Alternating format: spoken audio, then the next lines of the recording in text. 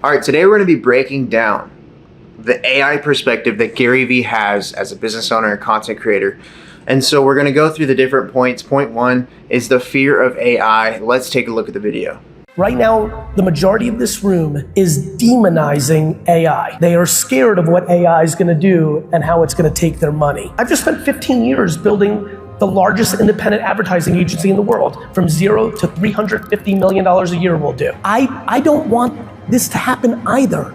I just realize I have no choice. And so Gary goes on to talk about the fear of AI and people being scared of it. And I don't think it's necessarily fear, but it's more of a trust of like, can we trust this in the future? Is it going to outsmart us? Is it going to take over the world? How can we trust that it's going to be to our benefit when at the end of the day, if it grows into something that has its own mind, what is going to happen and what does that look like for us? We're not going to be hiring going forward, and we need to do a lot more, because all of you need to make your 8-hour day dramatically more, impactful and productive, because you are going to be using AI, and what used to take you an hour and a half task might be 15 minutes, which will then open up our ability to double our revenue without a substantial headcount. So the next thing that he brings up is AI being a tool for productivity.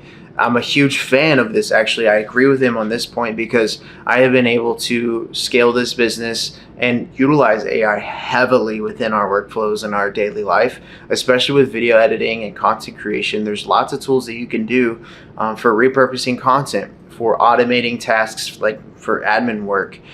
It's just become very useful, and I pay a fraction of the price as a business owner to get the job done that would normally take me 4 or 5 people, and now 1 or 2 people can handle those tasks because of these productivity tools. I do my search on voice. Hey, so I am the admin for a gentleman who makes $10 million a year, very busy, and to be frank, I'm a little bit concerned that you, AI, are gonna take my job and be his admin. What are the steps I can take to make myself more foolproof against you, ChatGPT you, from taking my job eventually as an admin? Because obviously, as you can imagine, I've worked for 20 years being an admin. I finally got to the top, and now I'm concerned that you exist, and eventually we'll be able to, through agents, do my job, booking flights, booking calendar, all that stuff.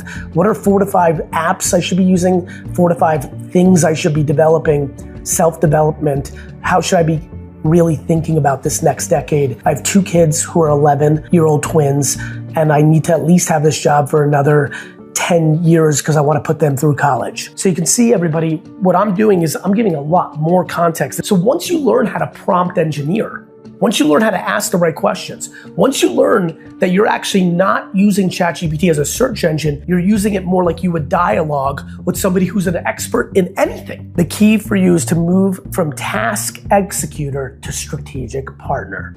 He talks about adaptability and how you're going to have to adapt, and I agree with him up to a certain extent. And the thing that I get thrown off on is like, how are people going to adapt? There has to be resources out there to teach it. And me knowing what AI can do, I would just ask ChatGPT or Grok, hey, how do I learn this, or how do I take advantage of this? Well, people don't even know how to ask or what to ask, especially in more rural communities and these business owners in rural counties. They don't even know where to start or how to ask. And so that's one thing that we help a lot of people with, is getting a basic understanding of what are its capabilities and what can it actually do for you as a business owner. And obviously these things are going to cost time, it's going to cost money and lots of resources to figure this stuff out. But I think that if you do it the right way and you start now, the learning curve is going to be a lot lower and quicker for you to utilize this stuff. And so if you have any questions on that, let me know. There's a link in the description. You can book a 15-minute free call with me. Let's keep going.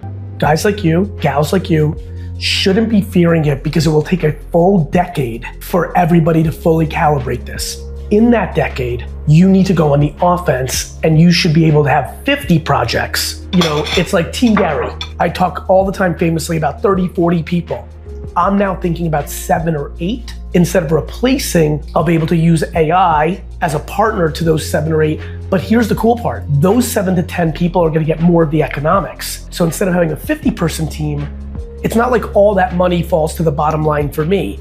The 10 people at the top get more money because they're the architects, not the masons. The doer is going to be the AI. And so if you know that you only take commands from people and then you do it, you're in trouble. If you're a coder and someone tells you what to code, you're in trouble. But if you're the one that tells the coders what to code, you're not in trouble. You're gonna win more. Who deserves the credit? Like the people that put the rocks on there, or the person that designed it and engineered it and figured out how to build it? Who had more impact? The thinker, the creative, the brains, the spirit, the soul is going to get more of the value exchange in life. So I personally think it's going to create a lot of new jobs, and this may be a very Gen Z perspective that I have, but I think it's going to create a whole list of new jobs that are coming along into the market that normally wouldn't have been there if AI wouldn't have come along. So if you're just getting on this train, make sure to study up before you run out of time, and it's going to be harder for you to catch up in the future.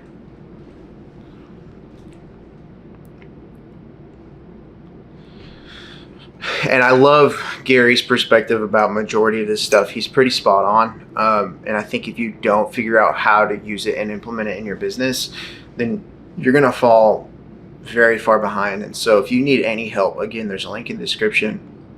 Let's talk. We offer consulting services for not only content and social media, but like AI stuff as well. And so if you've never used it before and you're like, what the heck am I doing? How can I even use this? How can I save 100 hours a week using these tools?